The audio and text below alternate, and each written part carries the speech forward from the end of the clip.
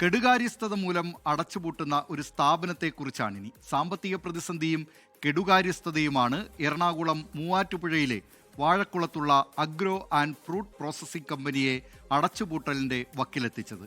150 കോടി ആസ്തിയുണ്ടായിരുന്ന കമ്പനിയിലെ സെക്യൂരിറ്റി ജീവനക്കാർക്കുൾപ്പെടെ മാസങ്ങളുടെ ശമ്പള കുടിശ്ശികയാണ്.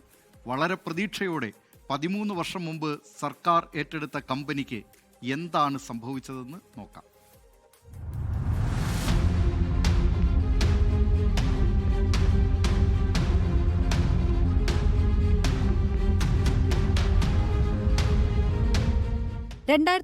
ൽ Vazhakulam agro and fruit processing company അന്നത്തെ UDF സർക്കാർ ഏറ്റെടുക്കുമ്പോൾ പ്രതീക്ഷകളുടെ കൂമ്പാരമായിരുന്നു. 156 തൊഴിലാളികളാണ് ഉണ്ടായിരുന്നത്. ജൈവ് എന്ന പേരിൽ വിപണി കണ്ടെത്തി. സ്ക്വാഷും കൂൾ ഡ്രിങ്ക്സും ഉൾപ്പെടെ ഇറക്കി. മൂല്യവർദ്ധിത ഉൽപ്പന്നങ്ങൾ തേടി പല ഭാഗങ്ങളിൽ നിന്നും ആളുകളെത്തി. എന്നാൽ പിന്നീടാണ് നടത്തിപ്പിൽ സാമ്പത്തിക പ്രതിസന്ധി വരികയും കമ്പനിയുടെ പ്രവർത്തനത്തെ ബാധിക്കുകയും ചെയ്തത്. 13 വർഷത്തിനിപ്പുറം ഇതെല്ലാം നിലച്ച മട്ടാണ്. ഇന്ന് നാഥനില്ലാത്ത കളരിയാണ് ഈ സ്ഥാപനം. 9 മാസത്തെ ശമ്പളം കുടിശ്ശികയായതോടെ പ്രതീക്ഷയേറ്റ് സെക്യൂരിറ്റി ജീവനക്കാരും പടിയിറങ്ങി. വിവിധ ഡിപ്പാർട്ട്മെന്റുകളിലെ മാനേജർമാർ നേരത്തെ രാജിവെച്ചിരുന്നു. നിലവിൽ 27 സ്ഥിരം ജീവനക്കാരാണ് ഉള്ളത്. ഇവർക്കും ശമ്പളം മുടങ്ങിയിട്ട് മാസങ്ങളായി.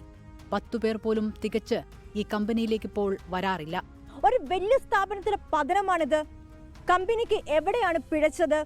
ഇനി എങ്ങനെ ജീവിക്കണമെന്നുള്ള ചോദ്യമുനയിലാണ് ജോലിക്കാരും. ജീവനക്കാർ ചേർന്ന് മുഖ്യമന്ത്രിക്ക് നിവേദനം നൽകി.